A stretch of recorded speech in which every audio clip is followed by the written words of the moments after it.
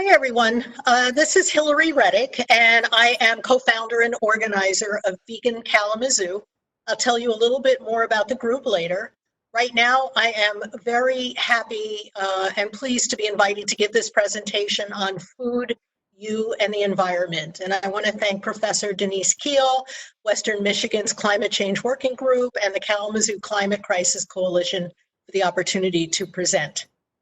So, I am giving this presentation from my home, and you're probably listening to it from your home. And the reason for that, obviously, is that we are both socially distancing because of the coronavirus, also called COVID.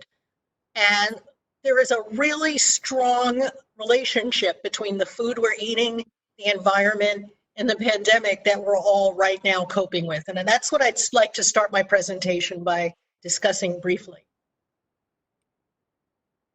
So COVID or coronavirus is what we call a zoonotic virus, a zoonotic disease. And zoonotic diseases, as the slide shows, are passed from non-humans to humans. And you can see that it can pass from a variety of different species. And some of the very worst diseases of all are zoonotic, like the list at the right, like anthrax, AIDS, Ebola, flu, and now the coronavirus that we're dealing with now, all passed from non-humans to humans. Now, how does that happen? Well, it happens, first of all, because of proximity. So whether the disease is communicated by, droplets in the air or through fleas or some other medium, the human and the non-human has to be in contact. And next slide, please. The way that that happens is mostly when we eat animals. And it can happen, and here as the slide from the UN shows, it happens in two basic ways. First, in the center of the slide, we see this intensified agricultural and livestock production. They're talking about the factory farms, which are also known as the CAFOs, concentrated animal feeding operations.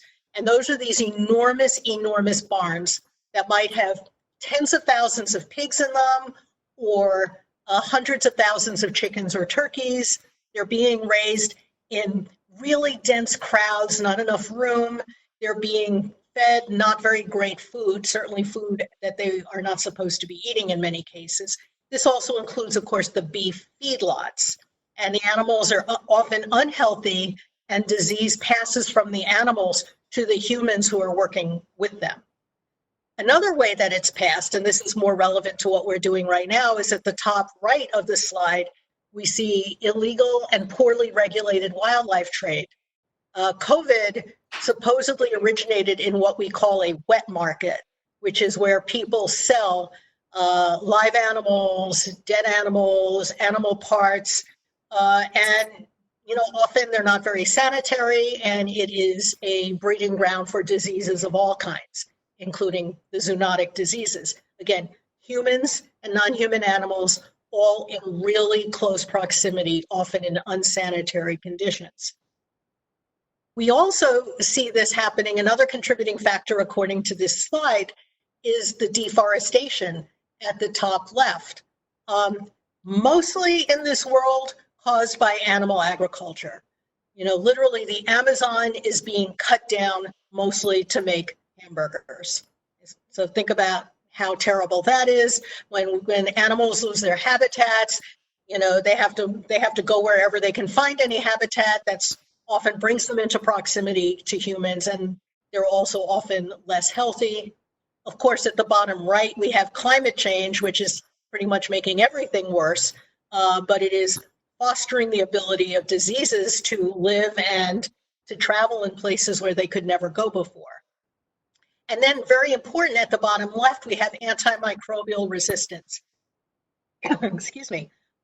This is so crucial because in animal agriculture and these intensified factory farms, the animals are often super unhealthy. Again, they're crowded, they're not being fed good food, they're not being allowed to move. They've often been bred and have some genetic diseases as a result. And so what the agribusinesses do is they just basically dump lots of antibiotics into the animal feed. And that both accelerates the animal's growth, which makes it a more profitable operation, and basically keeps the animals at least minimally healthy until it's profitable to slaughter them. A third to half of all of the antibiotics used are given in the United States are put into animal feed. And when antibiotics are overused and misused to that enormous degree, one result is it creates microbial resistant superbugs like MRSA and Campylobacter. So again, these antibiotics, which are being grossly misused and overused in animal feed, at the same time that animal agriculture is basically breeding these zoonotic diseases, they are creating microbial resistant diseases. So they are removing from us the possibility of one of our strongest tools against the diseases. There's another factor I'll just mention that's not on this slide, which I would say is globalization. So 500 years ago, 1,000 years ago, a village might have an attack of Ebola or the flu, and that was very bad news for that village. But basically, nobody else was that affected. But now in an age of globalization, as we're unfortunately seeing right now with COVID, one of these zoonotic diseases can take hold and literally anywhere in the world, and within like weeks spread to everywhere in the world. And so we're seeing that right now. So globalization would be another factor. Can I have the next slide? Just want to tell you, this slide is to remind us that none of this is news. So this is a 10-year-old book by David Quammen, a well-known science journalist. Spillover refers to the moment when a pathogen, a virus or a bacteria, moves from a non-human into the human, into a human population. That's called spillover. So this book was written, I think, at least 10 years ago, but scientists have known about this risk for decades. And that's just reproducing the book cover to show that we know that. Next slide, please.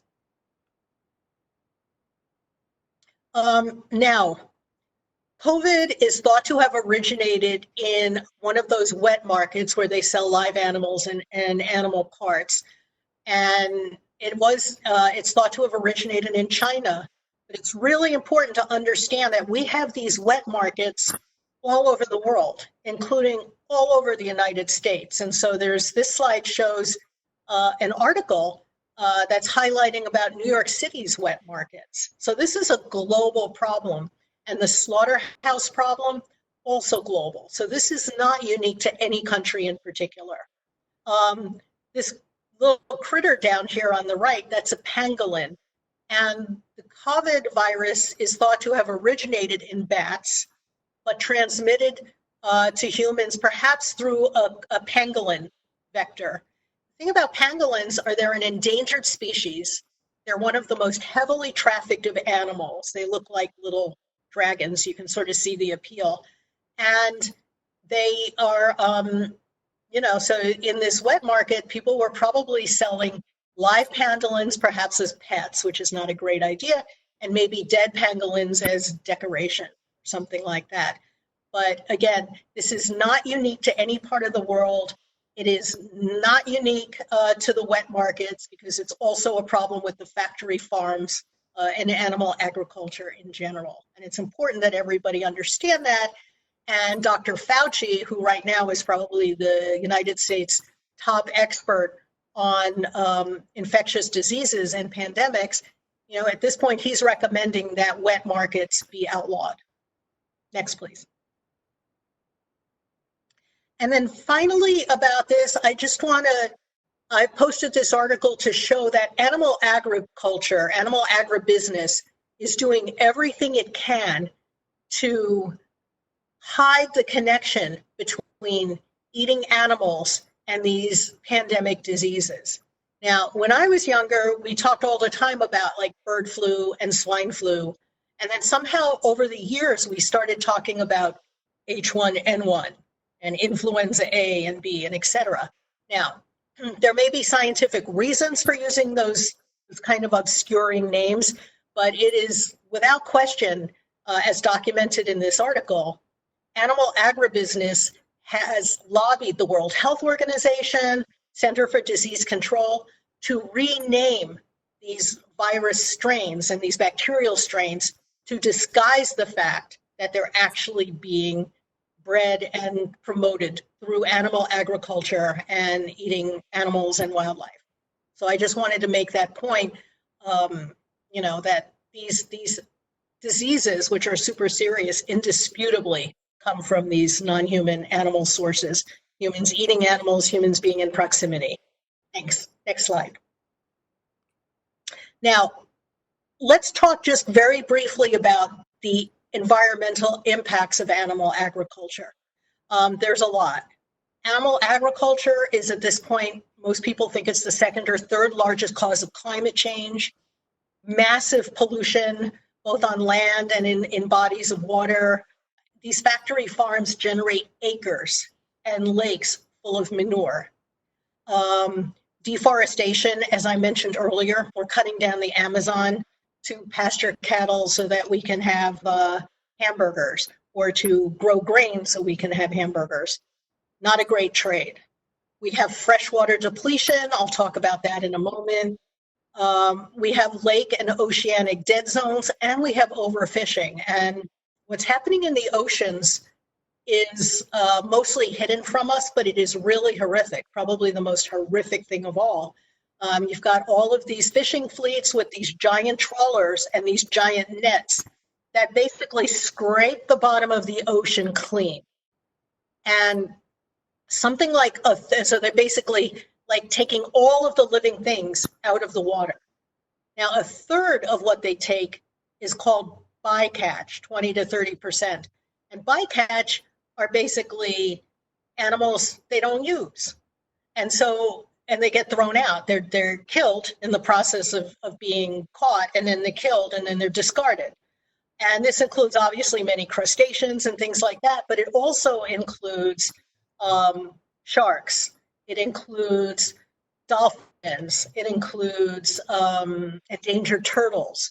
All of them just literally dragged up from the ocean and then thrown out. Terrible. Another 20 to 30% of the catch is literally fed to livestock, which is insane because cows are not supposed to be eating fish. And here we're just destroying the oceans to feed more cows, food that they shouldn't be eating anyway. So it's pretty horrible, inefficient, and just horrible. Other risks include non-natives introductions, extinction. Obviously, you're going to lose your habitat. You're going to overfish. You're going to overhunt. You're going to have lots of extinct species. And then also environmental racism, because a lot of these factory farms are housed in communities that are fairly isolated and where the people don't have a lot of power, including a lot of communities of people of color. And that's where the factory farms are. They're under-regulated. They poison the environment. They have very bad labor laws, as I'll discuss, et cetera. So a lot of animal agriculture really comes down to environmental racism. Next, please. This is a pretty shocking map. This is from Bloomberg, and it's obviously a map of the continental United States. And what it shows is that at least half the land in the continental United States is being used to raise animals for food. So you've got that giant square right dead center, which is it's all the cow pasture, sheep, goats, et cetera. To the right of that, you've got another pretty large square, which is for growing livestock feed. And below that, a pretty other large chunk, which is for feed exports. Again, we're talking about half or more of the continental United States supporting animal agriculture, which is heavily subsidized, by the way. Our tax dollars pay for this. Imagine if this land were rewilded. Imagine if it went back to forest. Imagine if it went back to prairie. Imagine the biodiversity. Just imagine the beauty. Imagine the sustainability. It would be an amazing thing instead of having all of this land set aside to grow, monocultural food crops and pasture, that can't grow much of anything else. So just think about that. It gives you a sense of the scope of the problem that we're dealing with here. Thank you. Next slide. And then also in terms of resource use, this is from National Public Radio. What goes into a single quarter pounder? Okay, it's pretty astonishing. So almost 7 pounds of grain and forage, almost 53 gallons of water, 75 square feet of land, and 1,000 BTUs of energy into 1 quarter pounder, which is then going to clog your arteries, just saying. So, I mean, that is amazingly inefficient when you consider that most of us can live, on a couple of pounds of, plant matter a day. And I just want to point out also, a lot of people will be all like, almonds use all this water, cashews use all this water. And yeah, they do use a lot of water compared to oats or flax, or one of those grains, but they are nowhere near as resource intensive as beef and other animal products. Just wanted to sort of share that. Next slide, please. Other impacts of animal agriculture, we obviously have massive, horrible animal cruelty. We also have a lot of labor abuse, and this is very well documented. A lot of the labor in slaughterhouses and feedlots and meatpacking plants is immigrant labor. It tends to be very vulnerable. There's a lot of labor exploitation, a lot of harassment and abuse. There's child labor, and you also have slavery, especially on some of the fishing fleets, actual slavery. Obviously, if you're killing animals all day, it's not going to be great for your mental health. So there's a lot of mental illness, there's PTSD, there's addiction, there's violence, and other health problems among the workforce. People are surprised to see the sexism, misogyny, and transphobia on the list. It's a pretty interesting topic. Let me just remind you that what we call animal agriculture used to be called, and still is some places, animal husbandry. And it's all about the control of reproduction.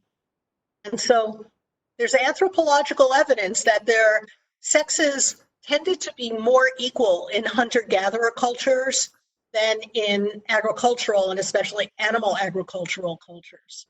And if you think about, some of the insults, for instance, that we use for women, we can call a woman a cow, we can call her a pig, we might call her a bitch. We can tell when a man is dominated, we call him henpecked. So a lot of this stuff comes right from, the vocabulary and habits of animal agriculture, which are all about dominating the females of the species in particular, not exclusively, but in particular. Contaminated food, I talked again about, pesticides, antibiotics, hormones. A lot of countries won't import our milk. They won't import our beef because we've used growth hormones and other things that they don't consider safe. Public health crises, diabetes, obesity, etc., zoonotic diseases, and hunger. The biologists, ecologists might know about the energetic hypothesis where, every time you move along a food chain or a food web from one to the next level, you lose 90% of the energetic value. So again, instead of eating 2 pounds of plants a day and getting all of your nutrients from that, you have to eat, if you eat a pound of an animal, they've probably taken in dozens of pounds of plant matter to create that hamburger or whatever else you're eating. So there's another aspect to this, which has to do with communities that are basically coerced into moving away from their traditional self-sustaining agriculture to growing monocrops, again, often to feed livestock, and then they can no longer feed themselves. Next slide, please. Non-solutions very quickly. So locavore is not really a solution. Transportation only accounts for 11% of greenhouse gas emissions. The other outcomes are just as bad. Small farms, local farms, not really that sustainable either. And if they're trying to be sustainable, if they're doing the right thing, the meat and the dairy, et cetera, is going to be super expensive. And then you're looking at this situation of meat for the elite. Ovo-lacto-vegetarianism, where you're eating mostly plants but maybe some eggs, maybe some dairy. That is a good intermediate step, but you should not stop there because dairy and eggs create pretty much all the same terrible outcomes as meat. And then finally, pescatarianism, where you're eating mostly vegetables but some fish. Again, that might be the worst choice of all because of really the devastation going on in the oceans. Next slide, please. And so the solution really is veganism. And veganism is where you eliminate all animal products from your diet.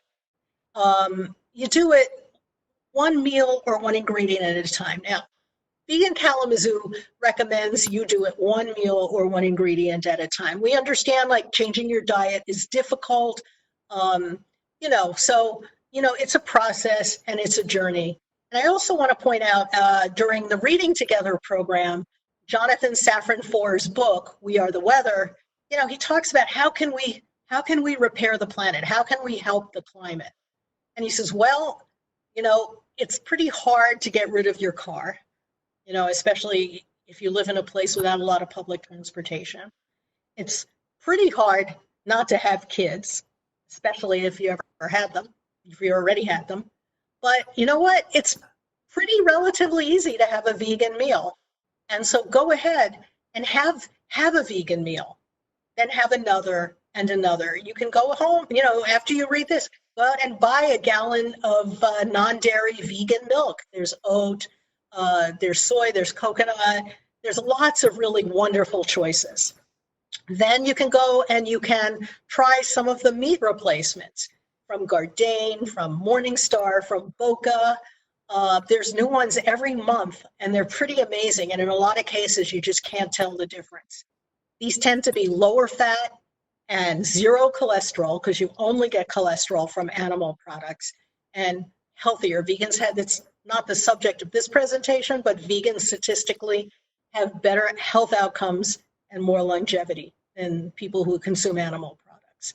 So again, the goal is to bring the animal products into your diet and let them crowd out the meat and the dairy and the eggs. There's lots of resources out there to help you. Vegan.com is a good place to start. It's kind of the hub for everything vegan on the internet. There's a zillion cookbooks, recipe blogs, Instagrams, etc. And we, Vegan Kalamazoo, we're also here to help, and we love to help. So we're a community organization. We're all volunteers. We don't sell anything, but we're just here to hold events and to basically be a supportive community for everybody who is on a vegan journey for any reason. We welcome people if you're here for your health, we love you. If you're here for the animals, we love you. If you're here for the environment, we love you. And one of the amazing things about veganism is that whatever your motivation is, you're just creating 20 good outcomes all at once. It doesn't matter. You're here for your health, you're still helping the environment. So we love that. So when the social distancing is over, we hold 5 to 10 events a month. We hold restaurant events, potlucks, movies, etc., coffee hours, etc. So, please join us. And we do get a lot of non-vegans at our events. We ask you to be vegan at the event out of respect for our mission, but we welcome everybody. And we welcome everybody to our Facebook community, and we welcome all of your questions. And so if we go to the final slide, this is how you reach us. Our Facebook group just hit 2,000 people. We're growing fast. We've got another 2,500 people on Meetup and our mailing list. VeganKalamazoo.com is where you get your list of local vegan-friendly restaurants, and there are dozens. And you can reach me and ask any questions at all at vegankalamazoo@gmail.com. So I want to thank you. I want to thank you, and I know this was kind of a heavy presentation, but I want to thank you for your interest and your caring and your concern for the planet, your interest in exploring veganism as a solution to so many problems. I absolutely want to thank Professor Denise Keel, who helped me put this presentation together. I want to thank Western Michigan University, which is such an amazing organization in terms of its commitment to sustainability and really like elevating our whole community in so many ways. And everybody else in the Kalamazoo Climate Crisis Coalition, so many good people working so hard. I'm glad you're one of us. I'm glad you're participating. And when the social distancing is over, I'll see you all on the flip side. Thank you.